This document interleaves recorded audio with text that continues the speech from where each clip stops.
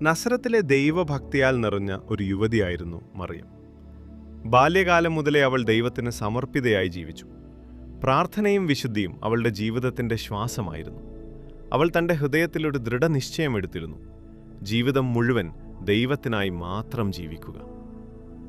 മറിയം പ്രായപൂർത്തിയായപ്പോൾ അന്നത്തെ യഹൂദ ആചാരപ്രകാരം അവൾക്കൊരു സംരക്ഷകൻ ആവശ്യമായി വന്നു.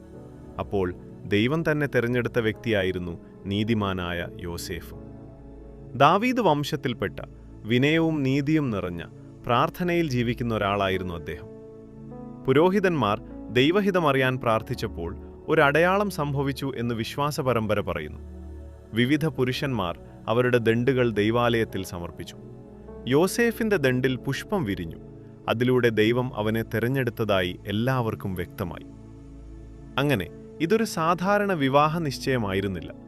ദൈവത്തിന്റെ പ്രത്യേക ഇടപെടലിലൂടെ നടന്ന ഒരു വിശുദ്ധ നിശ്ചയമായിരുന്നു അത്.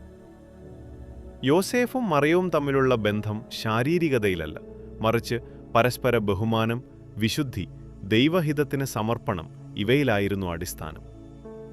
യോസേഫ് മറിയത്തിന്റെ രക്ഷകനായി, മറിയം ദൈവത്തിന്റെ വാഗ്ദാനത്തിന്റെ പാത്രമായി മാറി.